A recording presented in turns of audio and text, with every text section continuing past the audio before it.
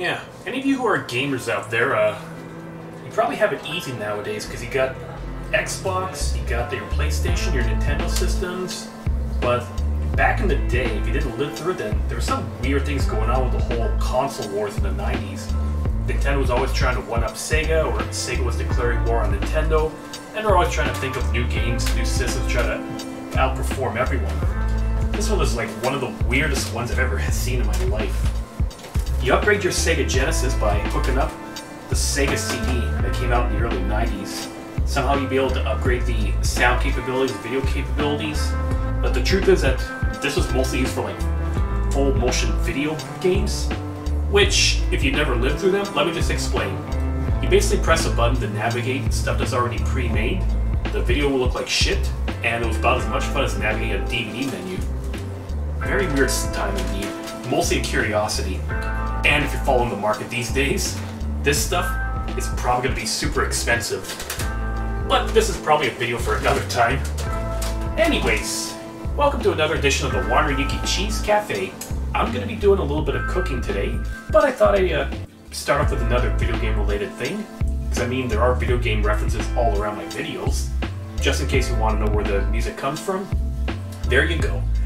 And I guess I wanted to show off quickly this room.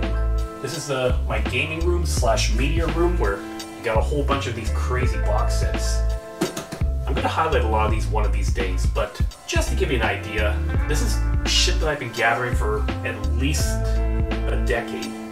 Almost 2 decades, actually. God, I'm getting old. So almost 20 years worth of collecting CDs, box sets, mostly classics. Plenty of good discoveries to make in here. Like I said, I'm going to showcase it one day, but this is going to be like in one separate video. Regardless, I'm going to go get some cooking done because I'm kind of having a craving for fish. Not to mention that I haven't been able to do much vlogging in the last little while because I've been busy with stuff. So let's get this started. First, I'm going to need some fuel, as always.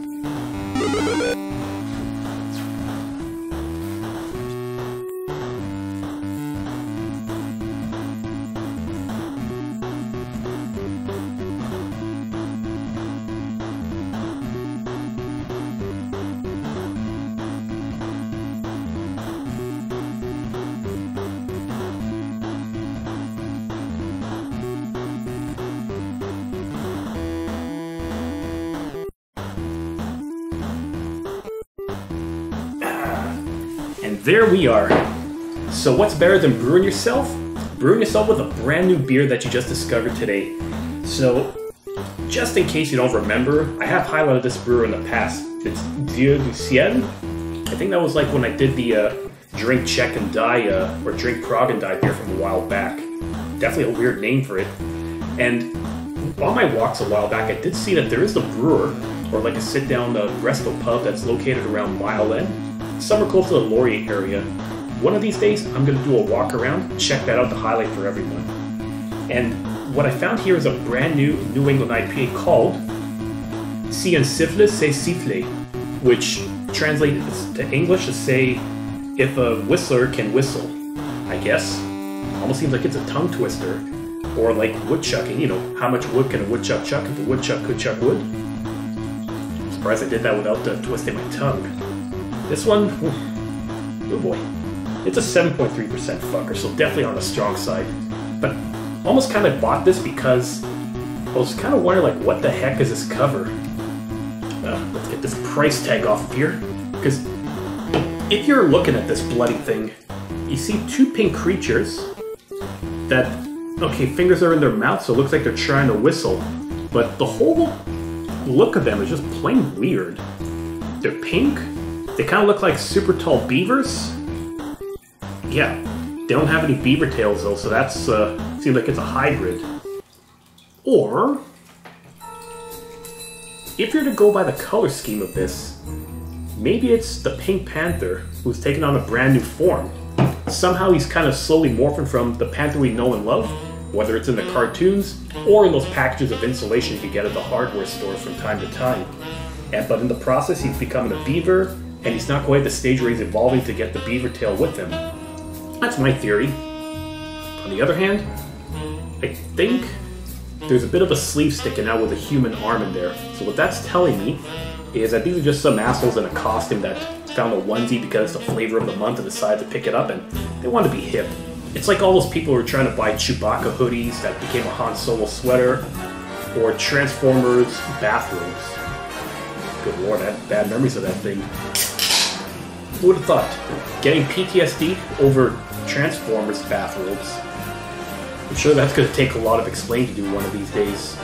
Oh well. That's another time and another place. So I'm going to be doing this, and I want to pull out a special glass right now, because I haven't done this in ages, and it was always kind of cool. I had to do the Big Lebowski pint glass where it says the dude abides. Gotta love Jeff Daniels. Oh yeah. Oh, very nice, good flavor, very hoppy. Tastes like the clouds, because I've gone flying to the sky to munch on clouds before, and I can attest, they are awesome. Yeah, people probably want to think I'm crazy, but overall satisfying, perfect fuel before I get started on cooking. Peace.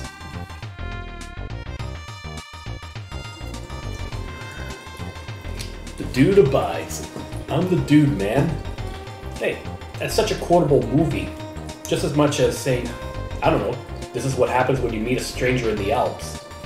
And in case you don't know what I'm talking about, that was the censored version of the line from TV, because the other one was a bit too vulgar. I'm not going to be repeating it, so you can just look it up on IMDb and you'll thank me later. Now, I've done a lot of marinades in the last couple of episodes. This time I want to do a dry rub for myself, because that's actually a pretty basic thing you can do when you're baking salmon. It's going to get nice crisp on the top if you do it properly. So I'm going to show you what I'm doing here. Something that even you'd be able to do at home, because it's such basic stuff. I did see a recipe that said I could use Italian seasoning, but if you're like me and you don't actually have Italian seasoning, here's what you can do. You're going to grab your small mixing bowl with a 1/4 teaspoon here, and then you're going to combine the following ingredients. You're going to do 1/4 teaspoon of dry parsley, like that. Alright. Then, go for some oregano, also a 1/4 teaspoon. Yeah, it feels like this is overkill for the amount that I'm doing, but hey, I don't mind it at all. Next up is going to be 1/4 teaspoon of basil. Dried basil, of course, not fresh, because you can't really do a dry rub if it's fresh. Because there's still some moisture in the plant, of course. After that, you're going to take some thyme. Yep, you're going to need thyme. Everybody needs thyme. Time for their seasoning, maybe more time to go through a few jobs or hobbies, maybe more time before you get to the castle to save the princess. No, not that. I gotta set myself up for that. Then you can take some black pepper. You can just do like a small pinch of it, like a few shakes, if it's fine. Because you don't want to really over-season this, you just want to give it a bit of a taste and a kick. And then you can just mix it all up. And... I'm actually missing something. Give me 1 second. Well, actually, first... gotta have the beverage. God dang it, where are you? There you are. Oh boy. One of these days I'm gonna be fully prepared. Just when I think I have all my ingredients, there's always something I tend to miss. So I'm gonna add here like 1/4 teaspoon of plain old salt to mix up here. Salt is one of those things that it really brings out a good flavor if you use enough of it. Too much of it, it becomes a deadly concoction, and it's very poisonous. I think. So what you do is you just mix it all up, and then you can just keep that aside, and then when you're ready to bake your salmon, you can sprinkle it on. But before we do that, I do have an itch to make some Basmati rice for myself. And for a lot of people out there, I'm sure that you already know how to do rice, but just in case you're one of those people that doesn't know how to make it, well, let's just call this segment Rice for Dummies. No, I'm not saying you're dumb, I'm just saying... This is foot and mouth syndrome yet again. Move along, nothing to see here.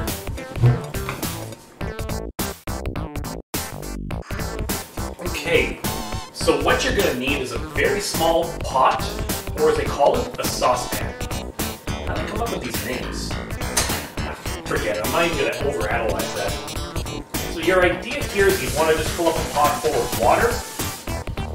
As for the quantities, most packs of Basmati is going to say for 1 cup of rice, you would do about 2 cups worth of water. But I would recommend doing less than that, because from my personal experiences, I've always found that if I did 2 cups of water with 1 cup of rice, all that really does is it makes it very watery and liquidy. Not to the point of doing rice soup, but it's still too watery. I prefer to have my rice a bit more dry and sticky, so you do less than that. You can get away with maybe 1.5 cups of water, or if you prefer, 1 2/3, just as long as you're under 2 cups, and then it's going to be fine. So then, once that's done, you would just set this to high heat on your stove, and then you wait for it to boil. And then what I'll do ahead of time is just get my rice all prepared. So again, 1.5 cups of water for 1 cup of rice. That's like the best combination for me. And then for me, if I'm eating on my own, this gives me like maybe a good 3 servings worth. And then that's that. Obviously there's other stuff you could do to season this up, but we'll get to that in a second. Let's just let this thing heat up right now. There we go. Hard for me to talk on camera with this thing running. So once you see your water starting to boil, take like a bit of rice. Not rice, salt.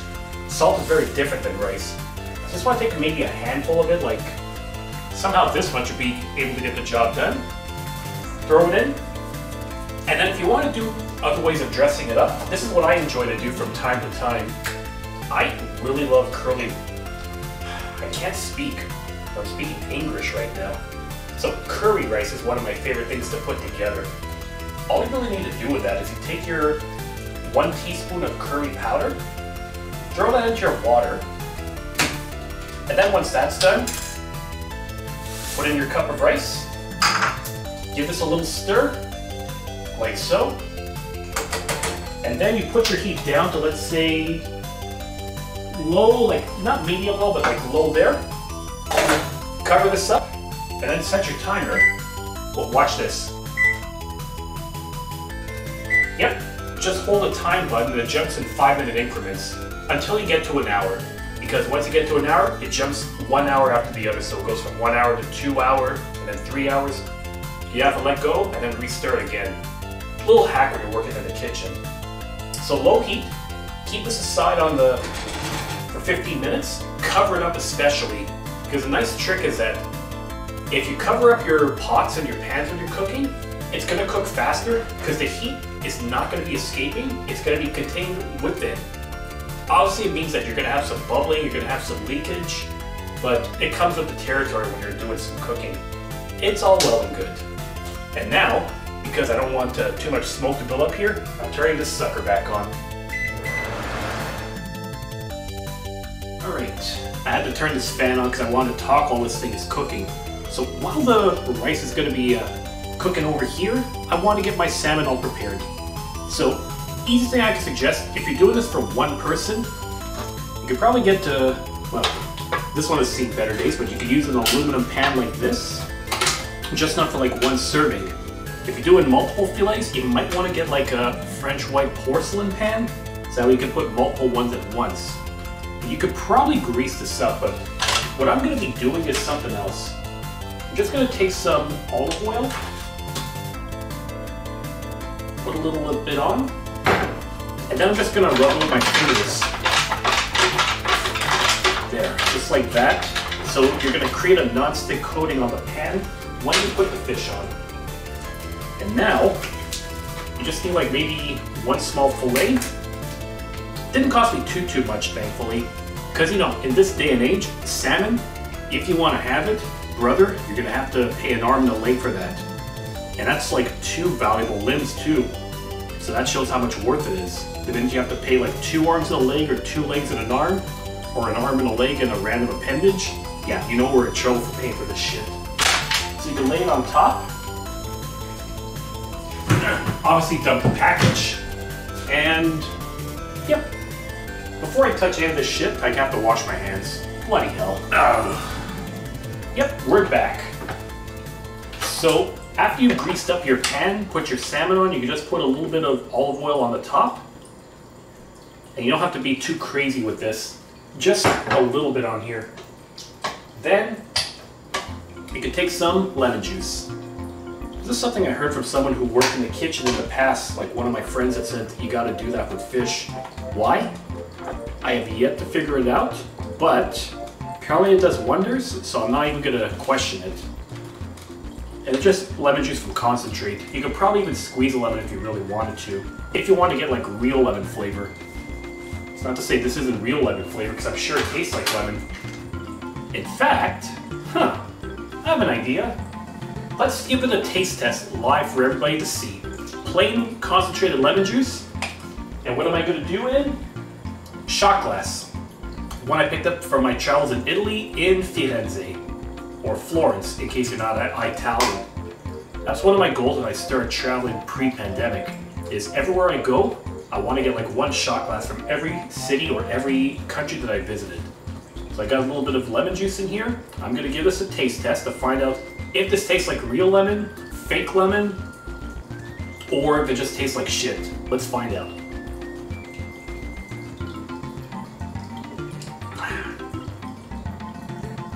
Okay, it tastes like lemon, concentrated lemon, less sugar than if you had it in lemonade. So it's not the most rancid thing I've ever tasted. It can't be any worse than doing apple cider vinegar.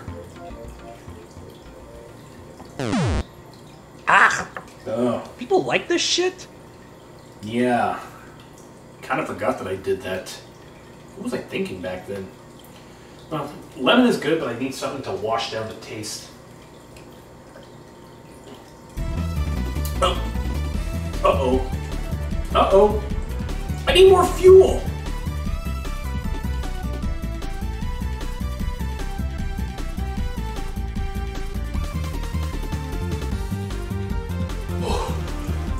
Crisis averted, people. I thought I was almost out of fuel. But when I picked up my Dieu du Ciel IPA, I found another IPA that I had to try out too. Mostly because of the name, and because it's one I've never seen before. P. Brac Microbrasserie, or Pie Brac. What the heck is that supposed to mean? Let's see. Coopérative Éco-Responsable. Oh, an eco-friendly beer. Lovely. Gotta protect the toucans, right? And this one's called an IPA Lunette Rose. I guess rose glasses? Maybe the implication is that we're always looking at the past with rose-tinted lenses, as they say. It's like, you look at the past, you think, oh, those are good times, even though it could have been just as bad as it is now, or even further back. But you know, it is what it is. I guess I shouldn't even think too much about it, because a wise man once told me, oh! This shit exploded on me. Oh boy. If it explodes like that, probably means it's gonna be super heady. Yep. It happened. And I gotta clean up my mess. I guess what I wanted to say first was, a wise man once told me that you gotta put your behind in your past. Well, maybe it wasn't so much a wise man, it was probably more of a cartoon warthog that told me to do that. But it is kind of true. The past is in the past. You got the good times, the bad times, the ugly times, and maybe some tumbleweed rolling around as I say that too.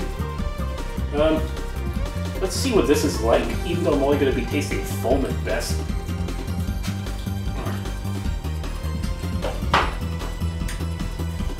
Yeah, standard issue IPA, so a bit more hoppy, less fruity than the New England IPA style. Not bad at all.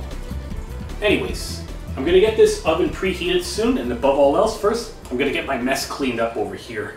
I'm getting too old for this shit. There. So, 50 minutes is up with the rice. I'm just going to keep this aside, let it stew in its own juices, let it settle, and then you can mix up a little bit to kind of fluff it up a bit. Now, my oven is starting to preheat at 400 degrees Celsius. Fahrenheit, not Celsius. That'll be enough time to get the fish done pretty quickly. So what you want to do then, now that your fish is all lubed up and lemoned up pretty well, what you want to do is take that dry rub you created and just sprinkle it. Let's see if I can get this on camera. What you want to do is just sprinkle it over.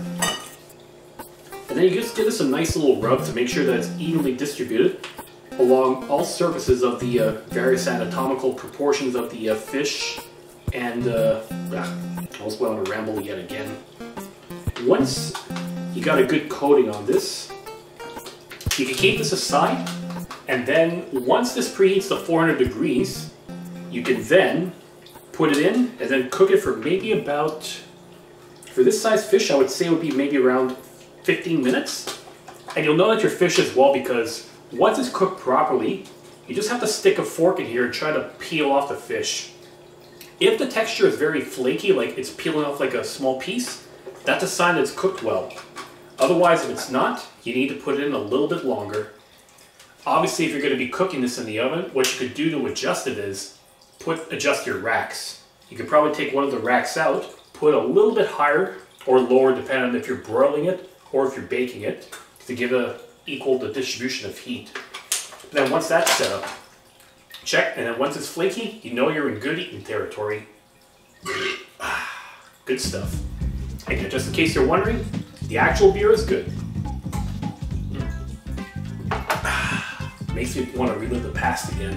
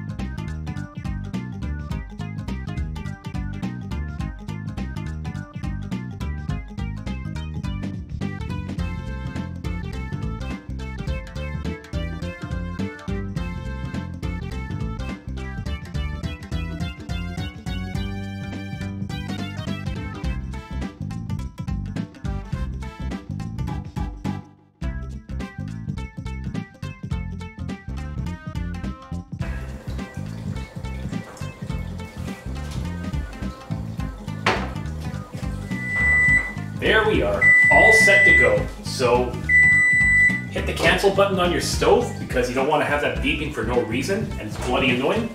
Get your oven mitts, or in my case, sexy zebra mitts, and then pull it out. Okay, this thing is kind of fragile, so I'm gonna get this. Onto the plate. Oh god, I think it's stuck. Talk about backfiring. Didn't work out the way I wanted it to. Oh. No, it's come on. There. Okay, it's fine. The worst thing that might have happened is I might have lost some fish skin.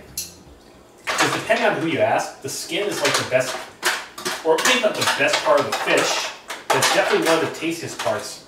Because when you cook it well enough and it's crisp, it's delicious. Alright, I'm going to just throw this away.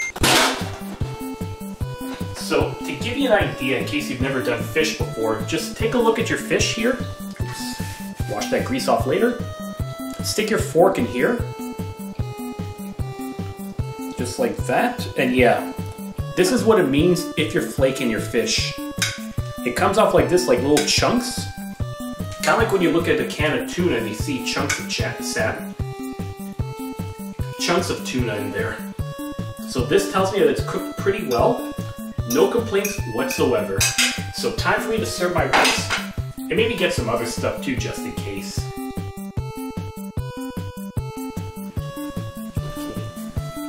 And there we go.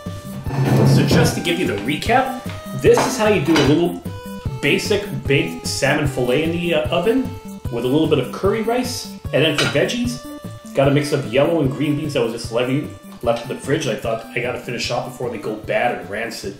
And people don't really want that. Now, just in case, wait a minute.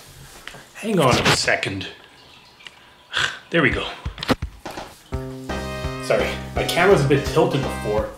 I was becoming a Batman villain for a second. Now, this is all basic stuff, but if you want to dress up your rice a little bit, then I guess you can go for some dried parsley, which in the grand scheme of things is not going to affect the taste of it. We're just going to put it on for color and presentation in case you have guests. And yes, people, in case you're wondering, yes, I just pulled some parsley out of my pocket. It's not the weirdest thing I've done on this show before. So there we go. Alright. Okay, just have to make sure I get this captured on camera properly so I get my title card set up. And now let's give this a taste test, because we all know I have to make sure my cooking is edible. Because if not, I don't want to have a failure captured on camera.